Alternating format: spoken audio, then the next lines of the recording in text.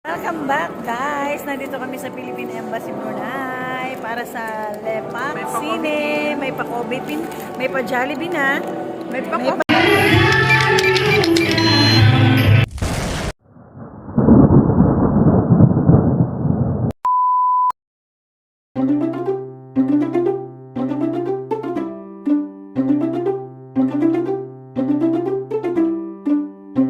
Coffee pin.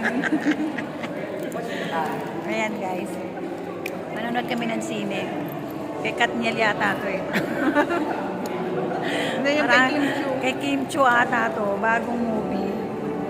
Ayan lang, enjoy lang guys. Pagkagaling ng trabaho, ayan, relax lang. Ito sa Philippine Embassy. Ayan. Miss na? Natin, yung propuno namin yung ano. Ang dami ng titira sa bata. Oh, mag-hi kayo dito. Say hi. Hi. Shout out. Hi, ate.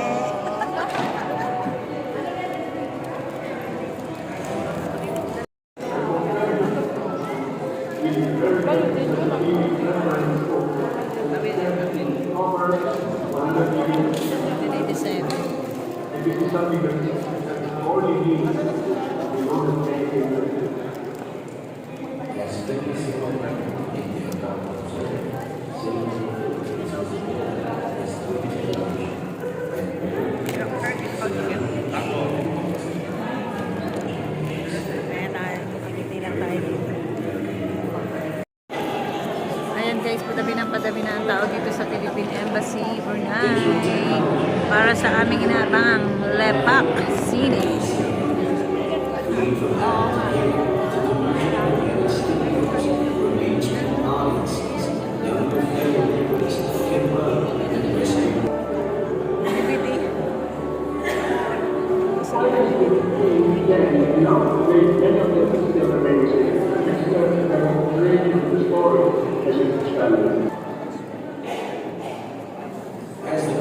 Hindi na daw siya go.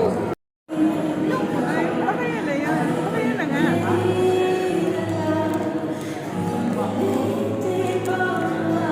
Sabi ako na ilaw na.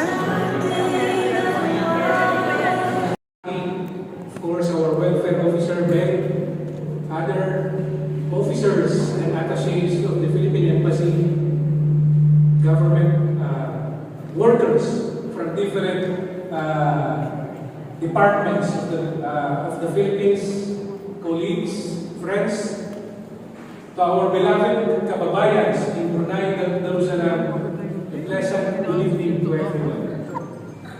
Back home, each prayer whispered in silence shows the depth of your love.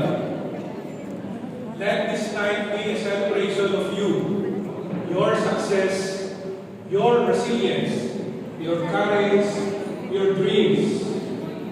Philippine Embassy, MWO, OWA, and the whole Filipino community in Brunei stand with you all the way. Proud and grateful. Maraming salamat sa inyong mga sakripisyo at andito lang po kami sa Philippine Embassy para tumulong sa inyo. Again, advance Happy Migrant Workers Day. Maraming salamat. For providing the nice complimentary refreshments. We also want to thank also for the sorry for the kasama also. No? So thank you so much. I think we have a lot of sponsors. I think Landbank is also contributing tonight. All actually been our bill. We were not expecting this. So yung mga complimentary po dahil po sa kanila pasalamatan po natin.